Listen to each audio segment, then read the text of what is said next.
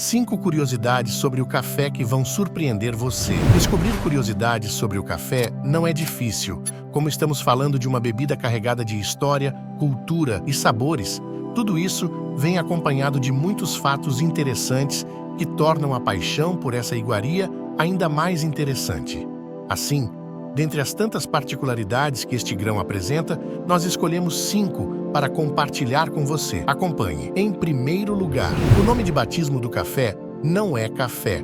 Até chegar ao nome café que usamos no português, o grão passou por um verdadeiro telefone sem fio pela história e pelo planeta. Acompanhe a jornada. Lá na Arábia, onde ele foi descoberto por acaso, o chamaram primeiramente de kahwa. Só que quando a bebida foi para a Turquia, as pessoas começaram a chamá-lo de coffee. Quando os holandeses conheceram o grão, ela já era popular na Turquia. Então, fizeram uma pequena alteração e passaram a chamá-lo de coffee. Este nome foi emprestado pelos italianos que o adaptaram para café. A partir daí, não demorou muito até que, no século XVI, em Portugal, surgisse a palavra café vinda do italiano. Ou seja, um país foi emprestando o nome para o outro até chegar no que conhecemos hoje em dia. Em segundo lugar, o café forte tem pouca cafeína. Parece fazer algum sentido provarmos aquele café bem forte, com amargor bem intenso, e concluirmos que, por conta do sabor marcante, ele tem mais cafeína, não é mesmo? Mas não é bem assim. Na verdade, é o contrário. A torra suave é que concentra mais cafeína na bebida.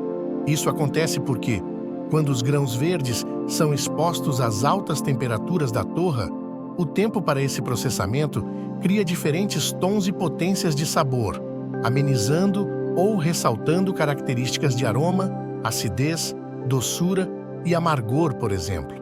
Porém, quanto mais tempo o grão fica exposto a essas condições, maior é a quantidade de óleos essenciais que são eliminados, e é justamente neles que se encontra a cafeína.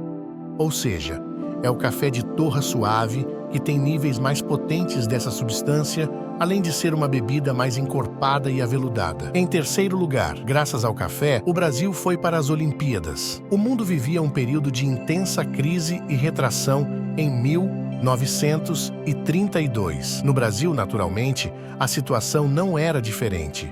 Assim, para que fosse possível levar a delegação brasileira aos Jogos de Los Angeles naquele ano, o governo embarcou os 82 atletas em um navio com algumas cargas curiosas: 2 canhões, 270 pessoas, entre técnicos, dirigentes e militares, somados a alguns turistas que aproveitaram a carona, e 55 mil sacas de café. A escolha dessas cargas curiosas não era em vão. Os canhões, por exemplo, serviram para que o navio chamado Itaquissé passasse pelo Canal do Panamá sem pagar as taxas exigidas. Em relação ao café, os atletas tinham que vender as sacas nos portos em que atracavam. Com isso, foi possível cobrir boa parte das despesas e garantir a participação do país nos Jogos. Em quarto lugar, o Brasil tem um Dia Nacional do Café. Falando no Brasil, você sabia que o café só não é mais consumido que a água por aqui? A presença da bebida é tão marcante e faz parte da nossa cultura de uma forma tão impressionante que ter um Dia Nacional do Café nem causa surpresa.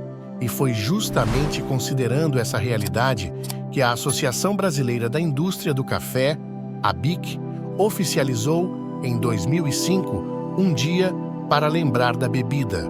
A data, celebrada no dia 24 de maio, simboliza o início da colheita do grão na maior parte das regiões cafeeiras do Brasil.